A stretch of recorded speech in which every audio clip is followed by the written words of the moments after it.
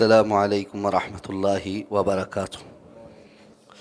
ان الحمد للہ رب العالمین والعاقبۃ للمتقین والصلاة والسلام علی سید الانبیاء والمرسلین نبینا محمد وعلی آلہ واصحابہ ومن تبعہم بإحسان الی یوم الدین۔ الحمد للہ الذی ہدانا لہذا وما کنا لنہتدی لولا ان ہدانا اللہ۔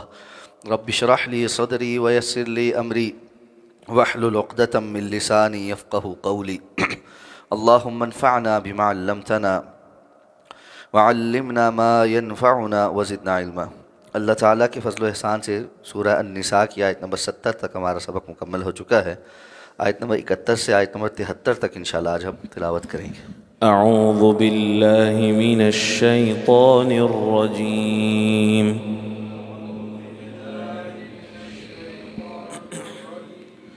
بسم اللہ الرحمن الرحیم۔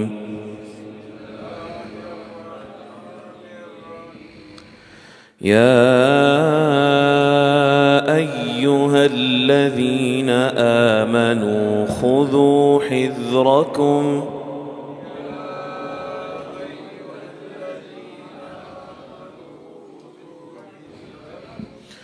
خذوا حذركم فانفروا ثبات أو انفروا جميعا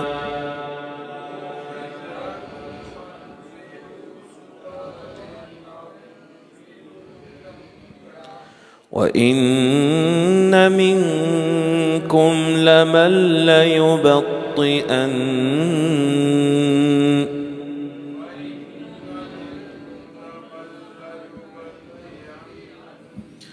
فإن أصابتكم مصيبة قال قد أنعم الله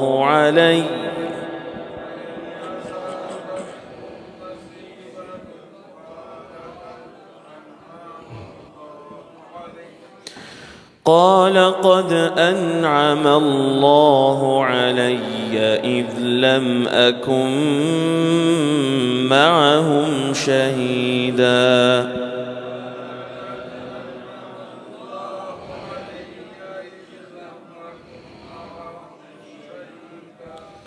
ولئن أصابكم فضل من الله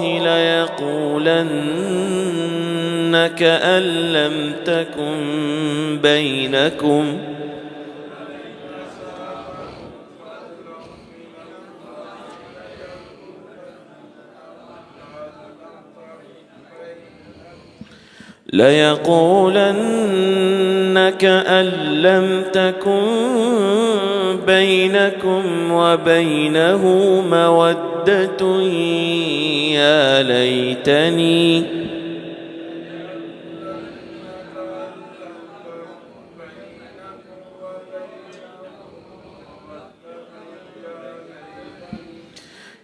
ليتني كنت معهم فأفوز فوزا عظيما۔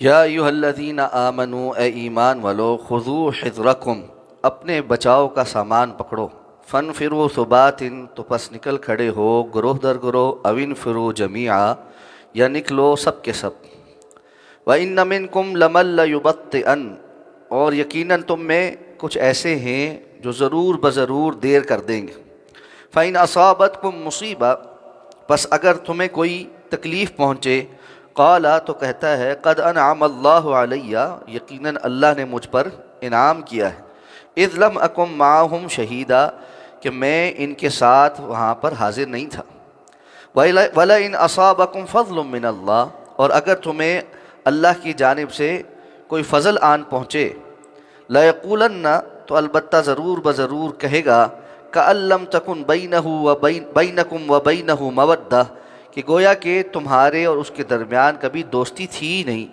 یا لیتنی، ہائے کاش، کنت معہم، میں ان کے ساتھ ہوتا فافوز فوزا عظیما، تو میں بھی بہت بڑی کامیابی حاصل کرتا۔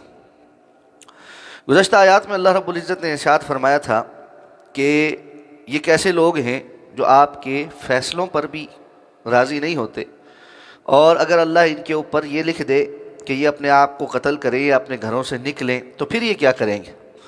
تو یہ تمہید تھی آگے چل کے جو قتال کے احکامات آ رہے ہیں اس کے بارے میں، اور ہم نے اس پر بات کی تھی۔ تو اب اللہ نے فرمایا کہ منافقوں کے کردار جہاں وہ اللہ کے رسول صلی اللہ علیہ وسلم کی عمومی زندگی میں احکامات کو نہیں مانتے، اور کبھی بظاہر مان بھی لیں تو دل کے اندر راضی نہیں ہوتے، تو یہ دین کے بڑے حکم قتال پر کیسے عمل کریں۔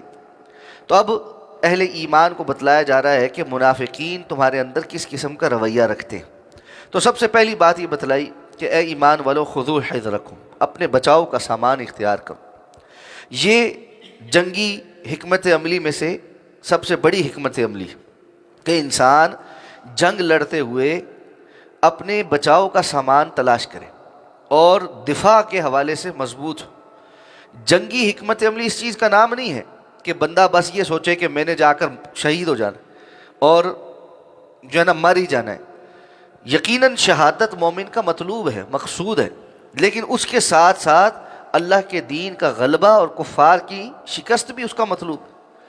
تو اس میں اس کو پہلے بچاؤ کے اور دفاع کے معاملات اور اپنی قوت جس سے وہ واقعتاً دفاع کا مظاہرہ کر سکے کہ دشمن کا جو حملہ ہے اس کو وہ پسپا کر سکے، اس کی صلاحیت اپنے اندر پیدا کرنے کا نام بھی جہاد اور قتال ہے۔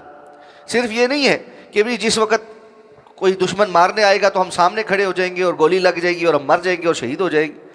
اس قسم کا اللہ رب العزت کا مطالبہ نہیں۔ اللہ کا مطالبہ یہ ہے کہ تم دشمن کے مقابل کھڑے ہو اور اس کے اندر اپنے اندر صلاحیت پیدا کرو کہ دشمن جب تم پر حملہ کرے تو تم اس کو روکنے کے قابل ہو اور اس پر حملہ کرنے کے قابل۔ تو خذوا حذرکم، یہاں بعض مفسرین نے یہ بھی بیان کیا ہے کہ خذوا حذرکم میں سے ایک حکم اس لیے یہ ہے کہ جب تم قتال اور جہاد کے لیے نکلنے لگو گے تو ان منافقوں سے بھی اپنے آپ کو بچا کے رکھو، کہ بیرونی دشمن وہ تو جو کرے گا، لیکن جو اندرونی دشمن ہے اس کے متعلق بھی بے خبر نہیں ہونا کہ آگے منافقین کا تذکرہ آ رہا ہے۔ تو خذوا حذرکم، اپنے بچاؤ کا سامان کرو، اور پھر اس کے مطابق اگر ضرورت ہو تو ایک گروہ کی صورت میں نکلو یا سب کے سب اکٹھے نکلو، یہ حالات کے مطابق ہے۔ کبھی ضرورت یہ ہوتی ہے کہ دستوں کی صورت میں جو ہے وہ نکلا جائے اور مختلف جگہ پر پھیل کر جو ہے وہ دشمن کا مقابلہ کیا جائے، اور کبھی ضرورت ہوتی ہے کہ اپنی اکٹھ کو شو کیا جائے اور جو دشمن اسی ہیبت سے جو ہے وہ زیر ہو جاتا ہے، تو پھر اکٹھے نکلنے میں حکمت ہے۔ تو جیسی جنگی حکمت عملی ہو اس کے مطابق اپنا جو اگلا قدم ہے اس کا تعین کرو۔ اب فرمایا ان میں سے کچھ لوگ ایسے ہیں جو ضرور بضرور دیر کر دیں گے، یعنی بطیء کہتے ہیں ایسے بندے کو جو سست ہو، جو لازمی سستی کر دیں گے، اور یہ وہ لوگ ہیں جو منافقین ہیں جو جان بوجھ کر سستیاں کرتے ہیں، اور ان کا وجہ یہ ہوتی ہے کہ کسی طریقے سے ہم دشمن سے بچ جائیں، اپنی جان کی قربانی نہ دینی پڑے۔ اور ان کی صورتحال یہ ہے کہ جب مسلمان نکلتے ہیں اور یہ پیچھے رہ جاتے ہیں اور مسلمانوں کو قتال کے اندر اور جہاد کے اندر کوئی مشکل مرحلہ دیکھنا پڑتا ہے، دشمن کا وار سخت ہوتا ہے اور وہاں پر کوئی جانی مالی نقصان ہو جاتا ہے، تو یہ کیا کہتے ہیں؟ او شکر ہے جی، اللہ نے ہم پر بڑا فضل کیا کہ ہم ان کے ساتھ وہاں تھے ہی نہیں۔ اب یہ اللہ کا فضل نہیں ہے۔ جو لوگ وہاں پر ثابت قدمی کے ساتھ موجود رہے، جن کا جانی مالی نقصان ہوا اور انہوں نے اللہ کی رضا کی خاطر اس کو برداشت کیا، اللہ کا فضل ان پر ہے۔ لیکن یہ دنیا کے مفاد کی خاطر ہر چیز کو اسی پر تولنے والے کہتے ہیں جی یہ اللہ کا فضل ہے کہ ہم جو ہے وہاں موجود نہیں تھے۔ اچھا، اس قسم کے لوگ نا بہت عام ہو گئے جو اپنے حرام کے ہر کام کو نا اللہ کا فضل کہنا شروع ہو گئے۔ رشوت کی اور حرام کی اور سود کی کمائی سے گھر بناتا ہے اور لوگوں کو بتا رہا ہے جی اللہ نے بڑا فضل کیا، دیکھیں جی گھر بن گیا میں۔ اللہ نے تم پر فضل نہیں کیا، یہ اللہ کی طرف سے ڈھیل ہے اور نعوذ باللہ ایک حد تک عذاب ہے کہ انسان حرام کی کمائی اکٹھی کر کر کے کوٹھی پہ کوٹھی چڑھا رہا ہے، پلازے پہ پلازہ چڑھا رہا ہے اور اس کے اوپر لکھ رہا ہے کہ ذالک من فضل اللہ۔ یہ اللہ کا فضل نہیں۔ اسی طرح ایک آدھ دفعہ کسی جگہ کان میں آواز پڑی، دیکھنے کا موقع ملا، کوئی بندہ ہے وہ اس نے کوئی فلم بنائی ہے اور کہہ رہا جی ماشاءاللہ جی الحمدللہ اللہ نے بڑی کامیاب کر دی. بھئی الحمدللہ اس پہ نہیں ہے، یہ حرام کام ہے اور اللہ رب العزت اس پر راضی نہیں ہے جس پر تم اللہ کا شکر ادا کرو، یہ کامیابی نہیں ہے. تو حرام کاری کے اندر کوئی الحمدللہ اور کوئی اللہ کا فضل نہیں ہے. یہ شیطان نے ان کے لیے مزین کر دیا ہے کہ اپنے بری چیزوں کو اللہ رب العزت کی طرف منسوب کرنا شروع ہو گئے. رسول اللہ صلی اللہ علیہ وسلم جو دعائے استفتاح مختلف پڑھا کرتے تھے، اس میں عام طور پر آپ صلی اللہ علیہ وسلم رات کے قیام میں ایک دعا مانگتے تھے. لمبی دعا ہے، وجہت وجہی للذی فطر السماوات والارض حنیفا وما انا من المشرکین ان صلاتي ونسکی ومحیای ومماتی للہ رب العالمین لا شریک لہ وبذلک امرت وانا من المسلمین اللہم انت الملک لا الہ الا انت خلقتنی ظلمت نفسی فاعترفت بذنبی فاغفر لی ذنوبی جميعا فانہ لا یغفر الذنوب الا انت واهدني لأحسن الأخلاق لا يهدي لأحسنها إلا أنت واصرف عني سيئها لا يصرف عني سيئها إلا أنت لبيك وسعديك والخير كله في يديك والشر ليس إليك وأنا بك وإليك تباركت وتعاليت أستغفرك وأتوب إليك. بڑے قیمتی کلمات، ان کو یاد کرنی چاہیے اس دعا کو بھی. اس میں اللہ کے رسول کیا فرماتے تھے؟ والخير كله في يديك والشر ليس إليك. یا اللہ خیر ساری کی ساری آپ کے دونوں ہاتھوں میں، اور شر کی کوئی نسبت آپ کی طرف نہیں، شر کی نسبت اللہ کی طرف نہیں. تو یہ شر کی نسبت اللہ کی طرف کرنے والے ہے وہ چیز شر ہے، کہتے ہیں اللہ کا فضل ہے. یہ اللہ کا فضل نہیں ہوتا. حرام کاری میں، دو نمبری میں، دین سے پیچھے رہنے میں، جہاد سے جی چرانے میں اور منافقت کرنے میں اس کو اللہ کا فضل قرار دینا، یہ کوئی اللہ کا فضل نہیں، یہ ان پر اللہ کی مار ہے. اور ساتھ میں اللہ فرماتے ہیں وَلَئِنْ أَصَابَكُمْ فَضْلٌ مِّنَ اللَّهِ، اگر تمہیں اللہ کی جانب سے کوئی فضل مل جائے، یعنی مال غنیمت وغیرہ ملے، کامیابی ملے، تو پھر کیا کہتا ہے؟ اس انداز میں کہتا ہے کہ گویا تمہارے اور اس کے درمیان کبھی کوئی تعلق نہیں تھا، اتنا حسرت کے ساتھ کہ کوئی تو موقع ملتا میں ذرا تھوڑی ایفیلیشن بنا لیتا، کوئی جو ہے نا ثابت کر سکتا کہ میں بھی کسی میدان میں موجود تھا تاکہ غنیمت میں سے مجھے بھی حصہ ملتا. اور پھر کیا ہوتا؟ کہتا ہے یا لیتنی کنت معہم فافوز فوزا عظیما، کاش کہ میں بھی ان کے ساتھ ہوتا اور بڑی کامیابی سمیٹتا. اب دیکھیں قرآن کا اسلوب یہ بتلاتا ہے یہ کون لوگ ہیں جن کی اصل میں نیتیں ہی پلٹی ہوئی اور ان کے معیار ہی دوہرے ہیں، اور حقیقت میں انہوں نے اس چیز کو معیار بنایا ہے جو اللہ کے نزدیک معیار نہیں. معیار یہاں کیا کہہ رہا ہے؟ فافوز فوزا عظیما.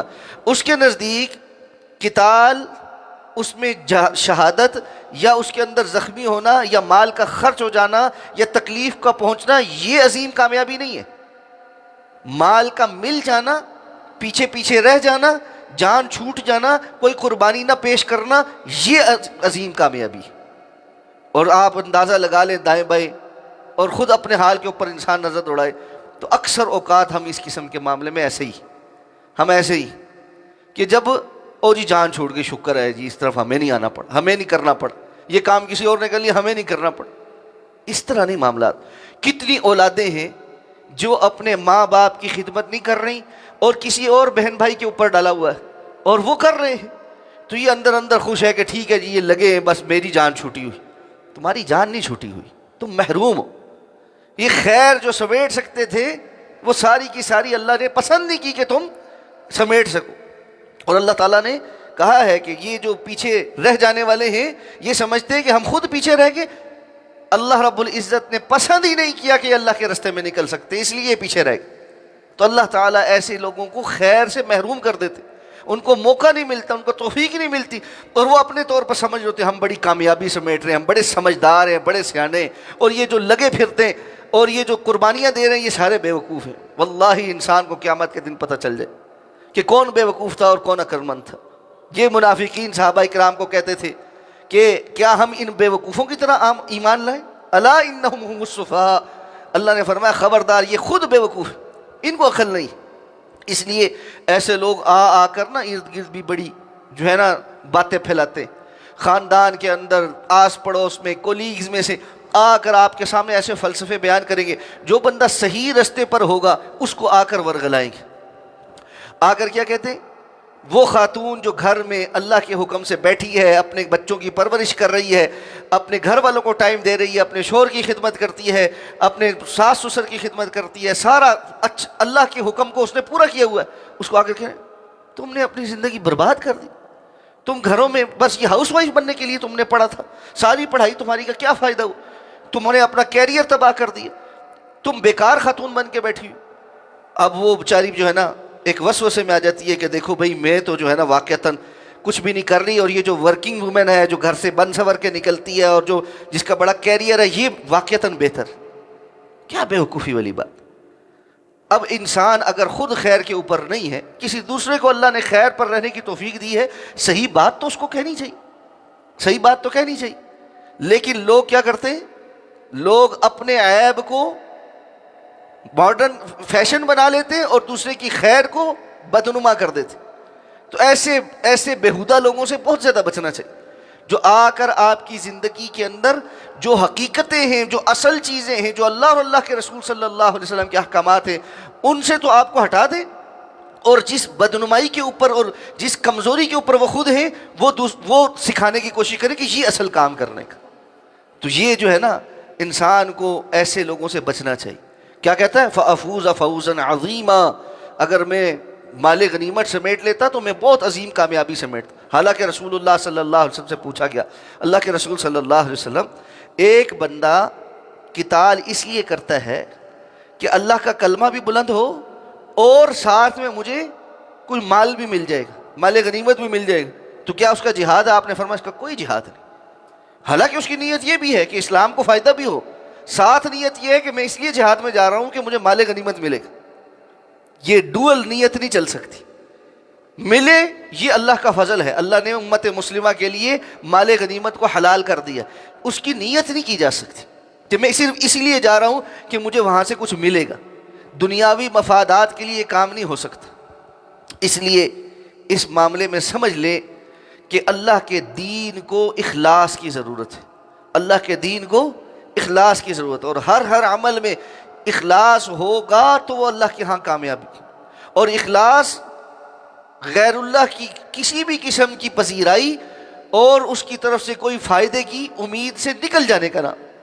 اگر کسی وجہ سے اللہ نے فائدہ دے دیا وہ بعد کے معاملات ہیں، اور وہ اللہ رب العزت کا فضل ہے جو اللہ عطا فرما دے، نیت نہیں انسان کر سکتا۔ اس لیے اللہ رب العزت ہمیں اپنی نیتوں میں اخلاص برتنے کی توفیق عطا فرمائے۔ سبحانک اللہم و بحمدک، نشہد ان لا الہ الا انت، نستغفرک و نتوب۔